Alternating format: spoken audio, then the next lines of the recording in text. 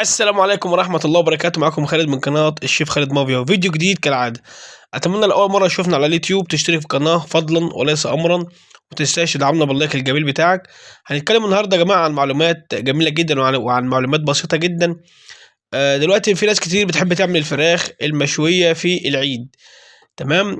ممكن انت تجيبها من عند الفرارجي او من عند بتاع الفراخ جاهزه على الشوي على طول بنفس الطرق ديت.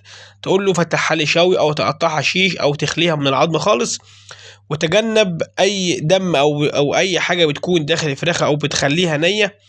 هنوريكم طريقه جميله دلوقتي لتفتيح الفراخ زي ما حضراتكم شايفين كده في الفيديو.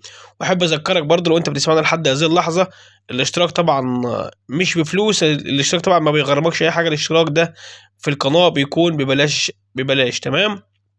نرجع لموضوعنا.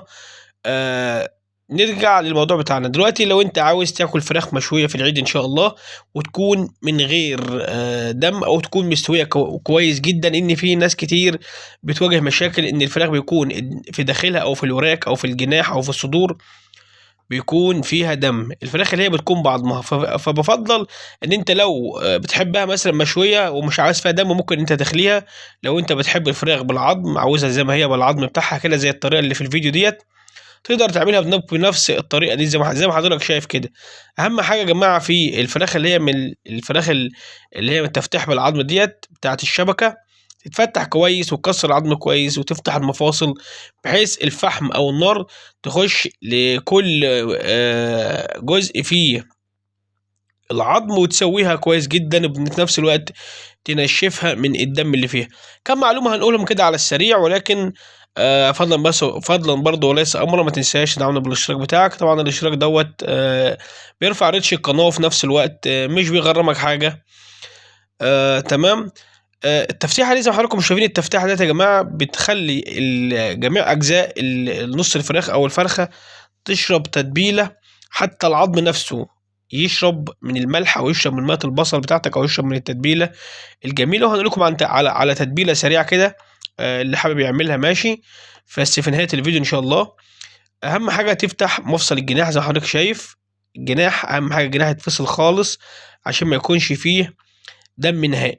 بعد كده بتفتح الورك، وبتيجي من المفصل بالظبط، مش من العظمه بتاعت الورك وتكسر العظمه، لا. اهم حاجه يا جماعه تخلي بالكم من الحاجات دي كلها، ديت اللي بتخلي الفراخ فيها دم.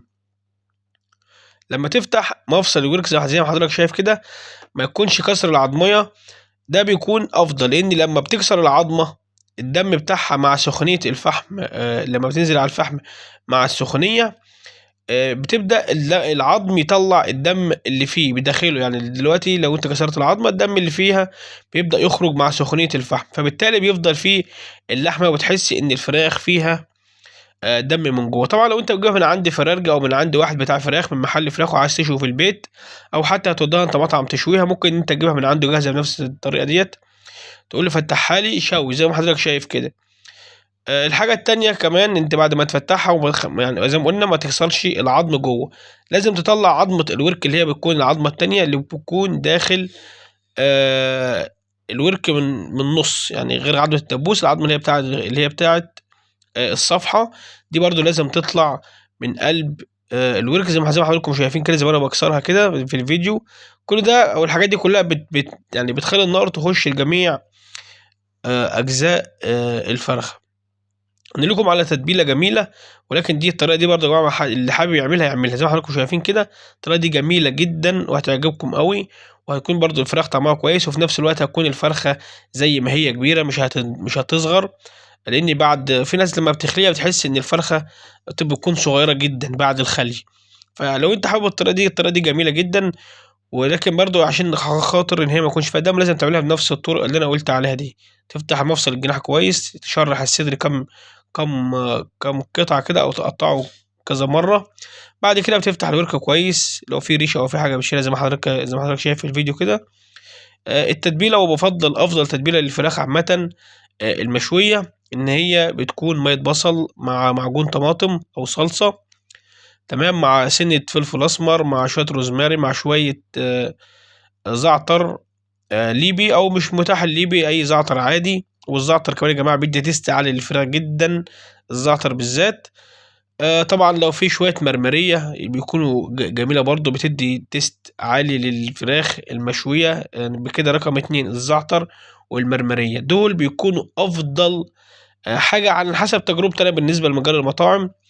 حتى لو أنت جبتهم وشُفتهم كده، يعني حتى لمّا تشمّها الزعترة، تشم الزعترة أو تشم المرمرية وهُم لسه عطارة ناشفة، بتلاقي لهم ريحة جميلة جدًا وريحة مختلفة تمامًا عن باقي البهارات. يبقى هنستخدم البهارات بتاعتنا، لو هنقول مثلًا ليمون، ليمون اللي هو العادي يتفرم عادي، قرن فلفل حراق وقرن فلفل كُبّي مع صلصة أو معجون طماطم، واللي عايز يحط طماطم ماشي يحط، مع مَيّة بصل، متنساش الفلفل الأسمر بتاعنا، حبة الروزماري الجُمال، دول يعملوا لك أفضل تتبيلة للفراخ.